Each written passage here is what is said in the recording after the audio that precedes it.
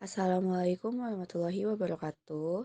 Kami dari kelompok 9 akan mempresentasikan hasil kelompok kami yang berjudul Jarima Pembunuhan dengan anggota yang pertama ada Nuratul Firdaus dengan NIM 201130050. Yang kedua ada Farizal Hami dengan NIM 201130057 dan yang terakhir ada Nusrina dengan NIM 201130075.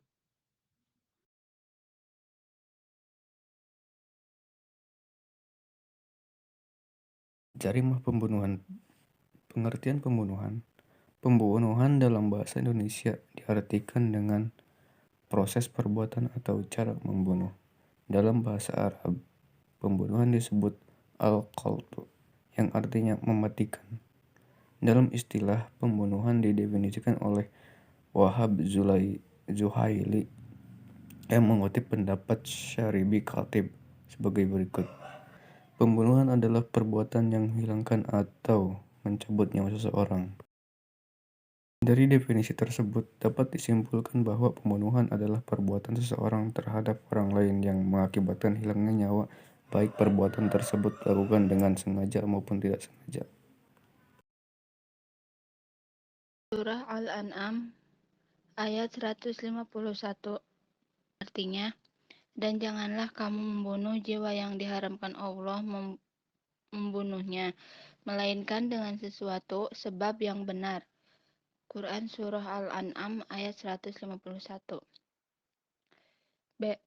Hadis Rasulullah Shallallahu Alaihi Wasallam dari Ibnu Mas'ud radhiyallahu anhu, ia berkata, Rasulullah Shallallahu Alaihi Wasallam telah bersabda, tidak halal darah seorang muslim yang telah menyaksikan bahwa tidak ada Tuhan melainkan Allah dan bahwa aku utusan Allah, kecuali dengan salah satu tiga perkara.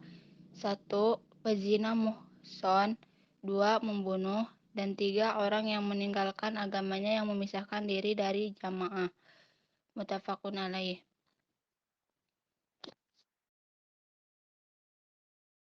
Macam-macam pembunuhan. Pembunuhan secara garis besar dapat dibagi menjadi dua bagian, yakni satu, pembunuhan yang dilarang, yaitu pembunuhan yang dilakukan dengan melawan hukum. Dua, pembunuhan dengan hak, yaitu pembunuhan yang dilakukan dengan tidak melawan hukum, seperti membunuh orang murtad atau pembunuhan oleh algojo yang diberi tugas melaksanakan hukuman mati. Hukuman untuk pembunuhan. Hukuman untuk pembunuhan sengaja dalam syariat Islam diancam oleh hukuman qisas. Qisas adalah menelusuri jejak. Pengertian ini digunakan untuk artian hukuman, karena orang yang berhak atas qisas mengikuti dan menelusuri jejak tindak pidana dari pelaku. Sedangkan menurut syara, qisas adalah memberikan balasan kepada pelaku sesuai dengan perbuatannya. Karena perbuatan yang dilakukan oleh pelaku adalah menghilangkan nyawa orang lain, maka hukuman yang setimpal adalah dibunuh atau hukuman mati.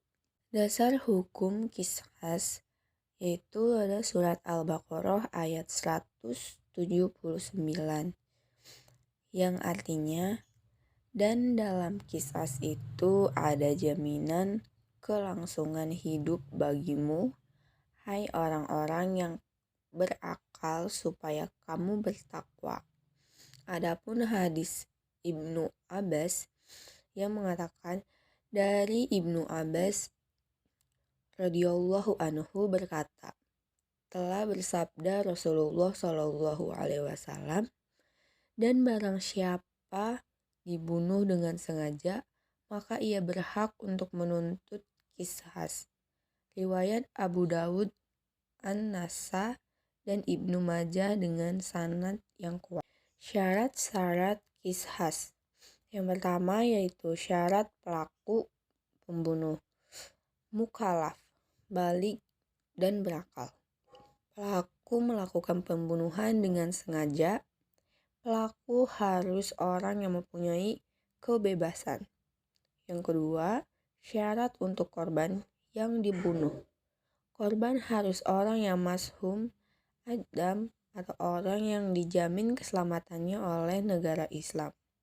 Berkorban bukan bagian dari pelaku. Jumhur ulama selain Hanafiyah masyarakatkan hendaknya korban seimbang dengan pelaku. Dasar keseimbangan ini adalah Islam dan merdeka.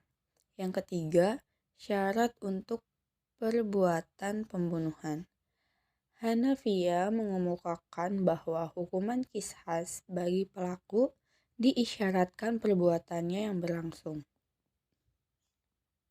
Apabila perbuatannya tidak langsung, maka hukumannya diat. Tapi ulama-ulama selain Hanafiyah tidak mensyaratkan hal ini. Mereka berpendapat bahwa pembunuhan tidak langsung juga dapat dihukumi qisas. Yang keempat, syarat untuk wali keluarga korban. Hanafiyah mensyaratkan bahwa wali dari korban yang memiliki hak qisas harus jelas diketahui. Pelaksanaan hukum qisas.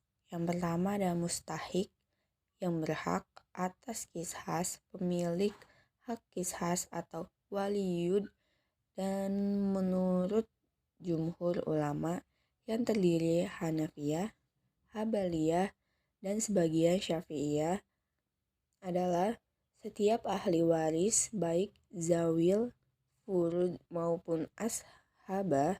Akan tetapi menurut Malikiyah, mustahik qisas itu adalah ashabah yang laki-laki saja. Yang kedua, kekuasaan untuk melaksanakan hukuman qisas. Apabila mustahik sudah dewasa dan berakal sehat, ia berhak melakukan hukuman qisas. Firman Allah, dan barang siapa yang dibunuh secara zolim, sesungguhnya kami telah memberikan kekuasaan kepada ahli warisnya, tetapi janganlah ahli waris itu melampaui batas dalam membunuh. Sesungguhnya ia orang yang mendapatkan pertolongan.